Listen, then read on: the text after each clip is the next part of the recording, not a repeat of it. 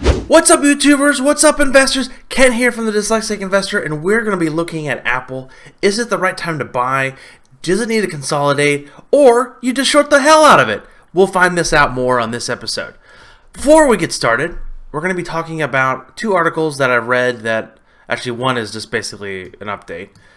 Basically two firms, or two bigger capitals, banks, RBC, and then the Bank of America Capital Group, their financial investment side of the houses, are bullish on the Apple. They're really bullish, raising their price targets respectively, which again, that doesn't mean jack squat.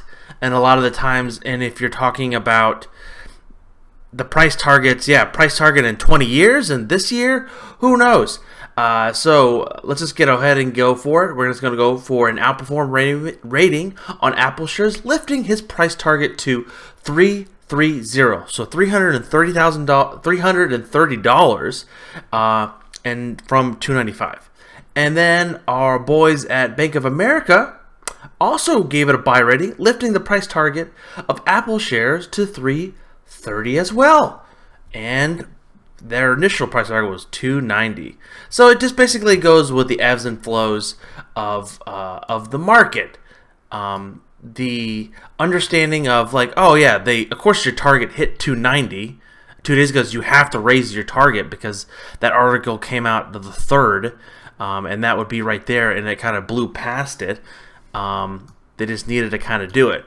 So $330 is way up here, $30 higher from its all-time highs. Is it possible? For sure, it's Apple. Like what Jim Cramer says, don't trade it, own it. Yeah. That being said, if you're not in it right now, it's going to be very difficult to buy. Like you can see here, just on the daily chart here, it's been hugging this yellow line basically since like August and just been going up gangbusters from like $200 to like $100 in the last 3 to 4 months. They had a little kadoofies here, as I call it, here on the last 2 quarters ago. Great buying opportunity. Again, this is all in hindsight. Moving forward, you can kind of see here I do have a price target. It is substantially lower at $283. That is, let's tell. I think I said 5%. Am I that smart? Yeah, 5.57% from where we closed today. That being said, that's possible. Like a 5% swing in Apple, they can just come out and say, "Oh, we like to put homeless people's fingernails inside the processor because it allows the Wi-Fi to get 100 megabits faster." I don't know. They can just be some crazy news can come out and they can make the stock drop, or actually something actually really crazy. We can bomb a country's military leader terrorist and cause WW3 for don't know the cause, reason why. Anyways, that being said, I'm getting totally off tangent here. We're talking about Apple stock, not using fingernails to get faster Wi-Fi. All right, so that being said, looking at it on a more technical analysis, I do like its process of setting up. Like it's not, the last 3 days has just been kind of basing, as we call it in the industry. I'm not part of the industry. You can see here that we wanted to kind of level off because a lot of these moving averages you see here, all these little crazy dotted lines and different pretty colors that I choose, have been going basically straight to the moon here. And when this happens, you can kind of see here, it kind of leveled off here. Oh, I didn't mean to do that. Kind of leveled off. It doesn't go down. This basically would drop to $5. It just leveled off for another next jump higher. Leveled off, next jump higher. Leveled off for a long time and then jumped higher. Kind of sold off because a lot of negativity. Then just went substantially higher after, hey, that recession ain't happening, son. Next. So that being said, 330 is easy, I think, from a momentum standpoint. But when you break down the fundamentals, this thing has run up substantially from its last quarter. So basically, it's run up nearly $65. And if you look at the fundamentals of what Apple is doing here. And this was a great article here. I'll put this link in the description below. It post revenue is just an increase of 2% year over year. Yes, it's a ginormous, gigantuish company, but 2% growth increase, of earnings. Like that's going to be hard to quantify a big raise in the price and stock.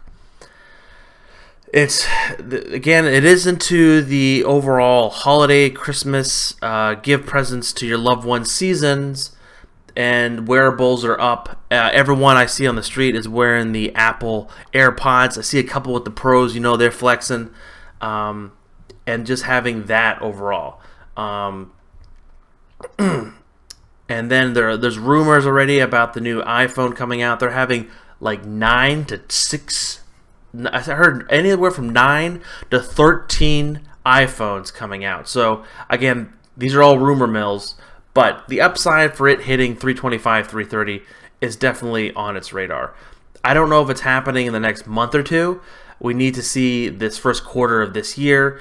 Looking at that, it's we'll go from there. The bottom line, where is the short-term value rich? Basically, this is I like this part. It says in the highlights, it's just to urge caution, because it's just run up so much in the past few months. There'd be a lot of profit taking. A lot of people who made quite a bit of money and then want to unwind those positions and potentially wait for a dip lower. That being said, their quarter is on the end of January. I think that's confirmed. So we're less than the 28th. 1, 2, 3, almost 3 weeks away. So 3 weeks. So let's go ahead and look this on a weekly chart. So this is, each of these bars is 1 week, and this goes back 3 years. So 3 years ago, if you bought this time, it would be at $117. Okay, now it's at $300. That's a heck of a move. You see here also on the 200, that has been a fantastic stopping point. It's been stopping it here. Great thing of resistance and support.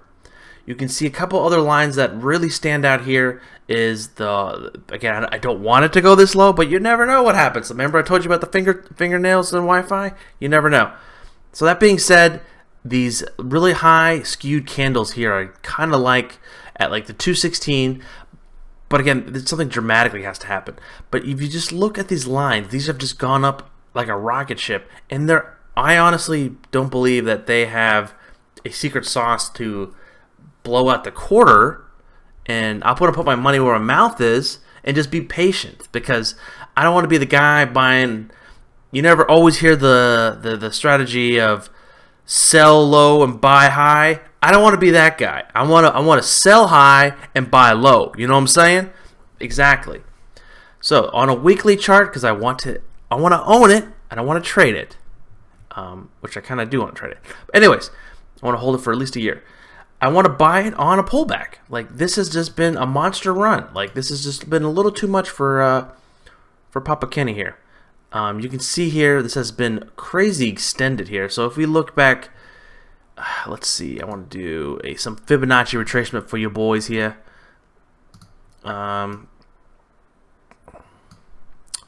So the 2 is that, yeah, that's crazy. Like, I have my 618 on this on this line. Like, I think that's what I gauged it off by the tick. So I think it's going to come back to 283. I really do feel that, and the charts are talking to me. I'm like a witch doctor here. But that being said, I'm looking for a pullback to like the 285, 283 level, and I will be buying a starter position. Doesn't mean I'm throwing all my money into the market or that particular stock at that particular time. But that being said, I'm looking for this to kind of pull back. Again, if it goes running, it goes running. I'm in some other positions that will make money from that. I just got to be patient, wait for it to come to me, and pull the trigger. That's what investing's about. I don't day trade. I don't gamble. Pull the trigger. That's what investing's about. I don't day trade. I don't gamble. Godspeed.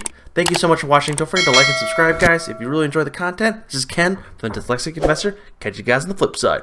Peace.